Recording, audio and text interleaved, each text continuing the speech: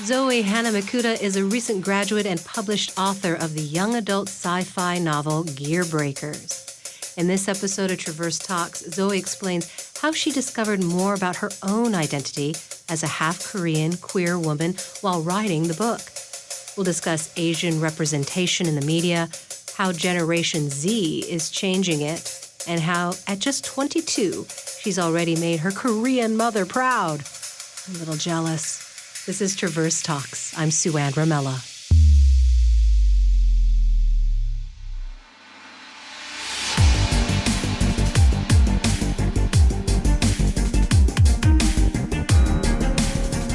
Zoe, can you give the plot of Gearbreakers? Gearbreakers is about a nation that's controlling their underlings, the Badlands, with 200-foot mecha deities, and there are renegades out in the Badlands desert called Gearbreakers, and they're tasked with taking down these mechas from the inside out. So they infiltrate and they mess around and they'll topple the deity.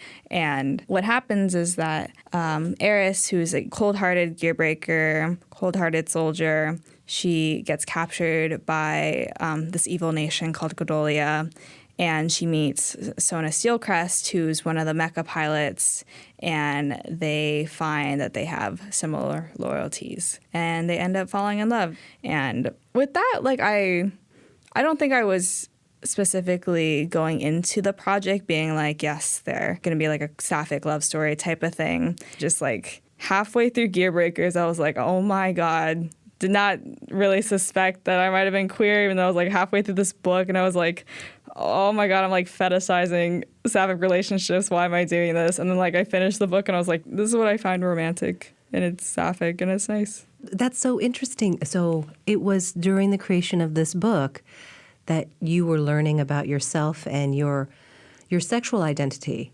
Well, how about your racial identity? Because the characters are also of Asian descent. So how did you influence these characters with that?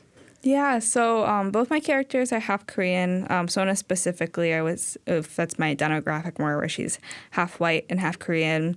And I just did that because, it's, of course, easier to, write from your own demographic. But also, I didn't grow up, finding a lot of Asian, characters in media. So I was, in the back of my head, I was like, yeah, it'd be, really cool if, someone who was growing up half white and half Asian, was able to find this representation when I necessarily didn't. And just, it'd be cool to, I don't know, have some contributing factor to that. Yeah, it's a big deal.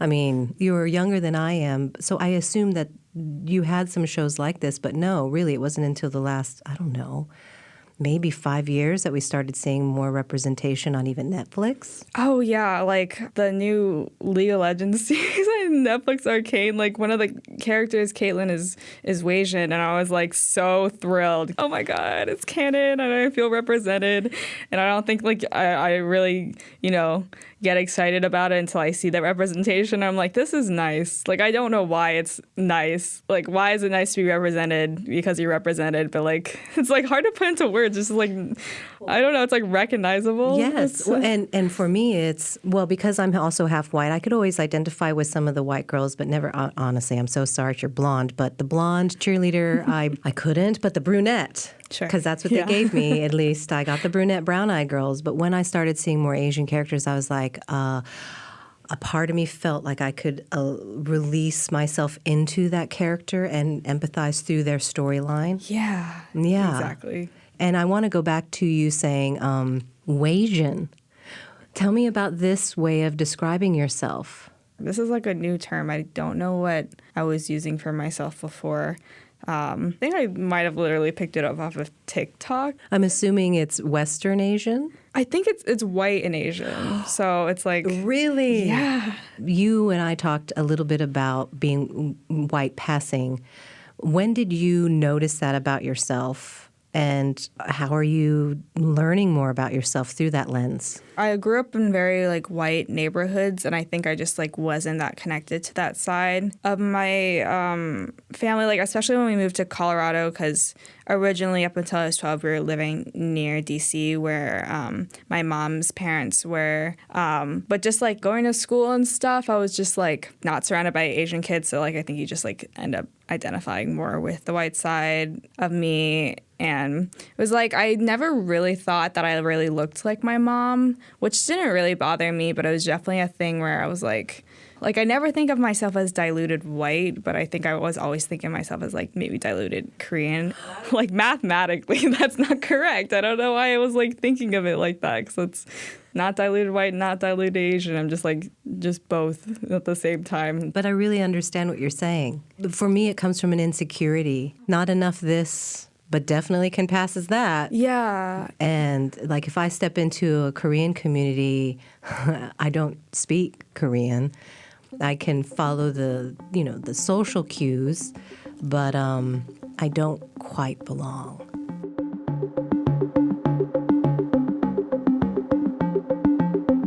Want to see behind-the-scenes photos and videos from local productions, pledge drives, and life around the NWPB studios? Then follow NWP Broadcasting on Instagram. So Sonia is part cyborg. You are part Korean, part of two cultures. How much of her character comes from you and your identity? There's some scattered like references of like Korean culture in her background. It's not like super relevant to like the overall plot, but yeah, just for the purposes of Gearbreakers, it was like I wanted it almost to be like what I needed at the time, I guess. Trying to solidify that part of my identity to myself. Just like having her be half Korean and half white, like that's enough. But it was kind of cool because I was like writing her like as she is, and I was like considering putting more of the culture in, but I'm like, am I doing this to prove she's Korean or am I doing this for the plot? And it was definitely like, oh, I'm doing it to prove she's Korean, and I don't necessarily need to do that. Yeah, that's really cool. So in your book, Gearbreakers, the capital city of Godolia, it seems an awful lot like a really bad America. In our world, people perceive they have freedoms, but sometimes we realize we see the machines that we're living under of capitalism and all these things. Was that your intent when you were writing about Godolia? Yeah, I definitely like... It's very classic sci-fi setting where it's like you have the nuclear fried spot of a planet, and then you have like a city, like a very sleek metropolis, like eating up all the resources. But just like theme-wise, like something I put like very consciously as a theme in Gearbreakers is like defund the military, because it's like this nation is like, you're the only ones left on the planet, and you just keep pumping out mechas. There's no one there. Like, I just really wanted to like up the satire a bit, but also like this is also like really dark, and like please take greater American themes from that. Fascinating. Yeah, that was like probably the most like blatant thing. I will very happily say that. Well, and the character is essentially a part of the machine, right? Because her body is augmented to run the machine or the mechs, the deities. So she is essentially a part of this thing. Yeah, it's like this. I wanted the concept to be like it's only black and white because you're born on the side of black or white, like Godolia or the Gearbreakers. And it's like in Godolia, it's this thing where like, oh my gosh, like the government is so merciful because they're giving us the chance to become gods. And like Sueann, of course, is like secretly like not from Godolia originally. So she has that kind of... She's out of perspective to be like, this entire thing is like really, really flawed, and you can't even see like what they're doing to you. They're like dangling divinity in front of you, and like you're really like exchanging your morality for that, and you can't even tell because you're told it's like a mercy, and it's like also like the awe factor of it. So like when she gets augmented, because she is trying to get revenge, it's like it is like this reflection, like physically, that she is getting like corrupted in her head too, because she is giving in to like her harsher aspects because she does want revenge so badly. But she does like in some part like let that happen to herself because it's like just the kind of world that she's in. Yeah, kind of like a victim and surviving in the world that's presented to you. But there's, to me, a lot of symbolism, though, about how much of her is still human and her, how much is now the machine and the greater society that she's a part of. And she has these conflicts, right? In your view, what's the purpose of staying in touch with your humanity if you're in this world with all this high tech? I think humanity, like, at least in terms of Gearbreakers, is like, it definitely stems from like human relationships. Like, what do we mean to each other? And maybe like, what do we owe to one another? Or like, what could we mean to each other is also like the possibility side of it. Which is also like, that's also kind of easy because it's also like a plot point where it's just like, oh, now you have more to fight for or die for. But, you know, I do take that part seriously. And it's like, it's also like, you know, just like the little intimate scenes where like the kids are just hanging out and they're just being kids, like also just like very fun to write. I'm like, you know, like I was trying to convey like no matter how bad the world gets with all like this evil technology and like all these things that like want to kill them, like they're still good. Like there's like all this bad and there's always still going to be good despite it.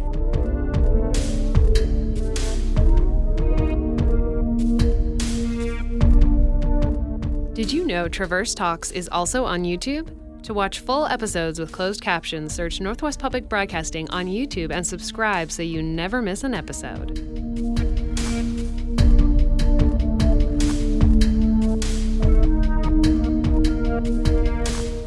So at a young age you're published. How do you stay grounded? Because to me, as a layperson, it's like, oh my gosh, a published author at such a young age. Is there now more pressure to do more great, successful stories? There's a part of it that's definitely like, oh my gosh, like definitely motivated by the money of it. And I really have to like, just like the check-ins that I'm like doing this because I enjoy it and not because I'm like trying to make a living type of thing. Because I'm like, I can definitely tell like when I'm reading a book, like is the author enjoying themselves like writing it? And so there's sometimes I need to step back because I do get stressed about the money of it and be like, no, this is like really what I want to do. And I'm like, if the money is tight in the future, that's fine because it's just like I'm getting so much happiness from it, honestly. So I'm like, I'll figure it out in the future. Like I just have to like trust in it and like trust that like, you know, everything else will work out because like I'm putting this amount of energy in the universe. So I think it'll all pan out. I like that. But I'm also curious because of what I know of Korean culture that not a lot of conservative, traditional Korean folks let their kids pursue happiness. So how is that possible for you and your mom? Oh, yeah. So, you know, I have a really good relationship. Like, my mom's, you know, she's American. She immigrated here from South Korea when she was 9. So she grew up here, like, still fluent in Korean, but definitely, like, has a different perspective on things than maybe her mom does. And my aunt was telling my mom, like, you can tell that we've achieved the American dream because our kids can, like, be artists. How did that make you feel when you heard that? I just feel like incredibly lucky that I'm like able to pursue that. Like I have the appreciation for their perspective because I know that's not the perspective that they were growing up with from their parents. It was never really a thing of like, oh, I'm going to college to study English. It was never a thing of like, maybe you should like go into business school or something. Right. It's like I don't know how I would have handled that. Well, how are you juggling college with writing?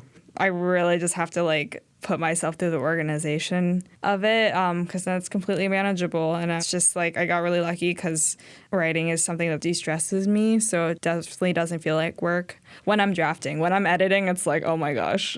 Different thing. Oh my gosh. Like, yeah. When you're drafting, though, you're kind of in a flow?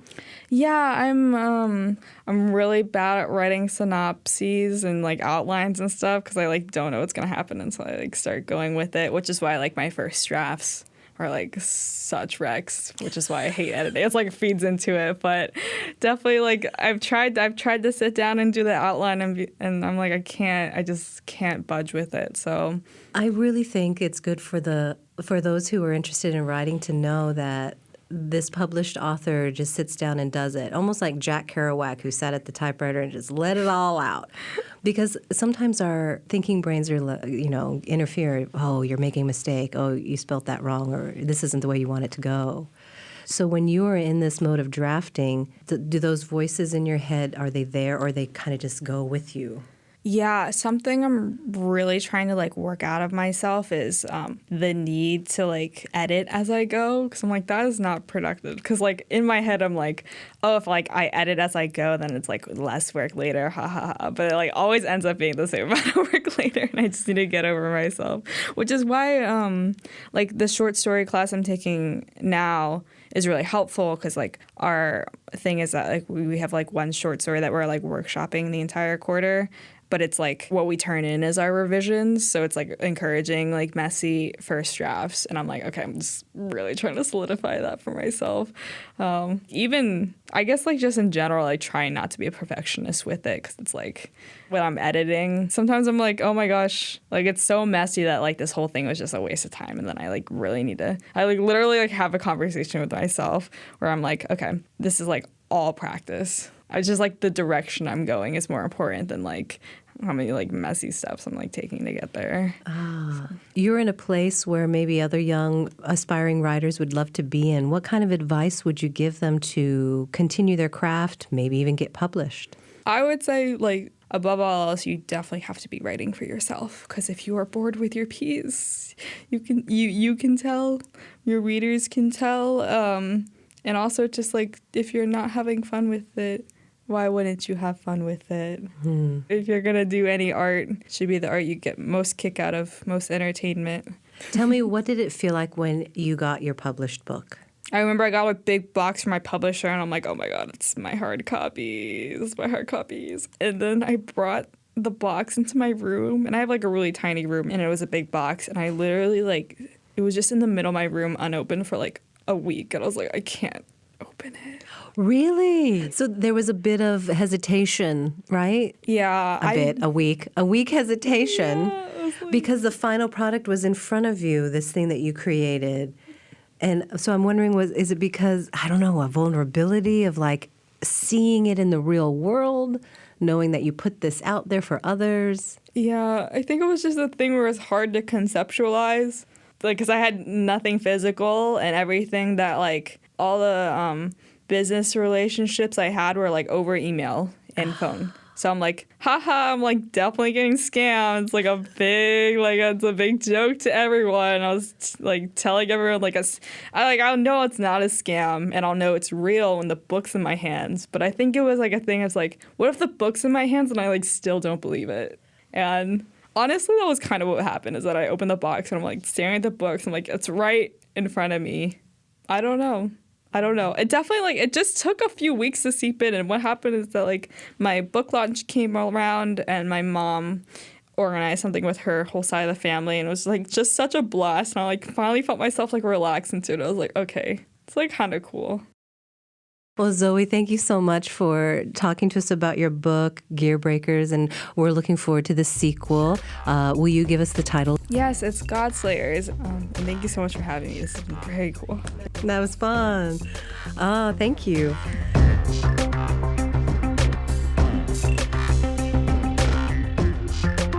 That was Zoe Hana Mikuta, author of Gearbreakers.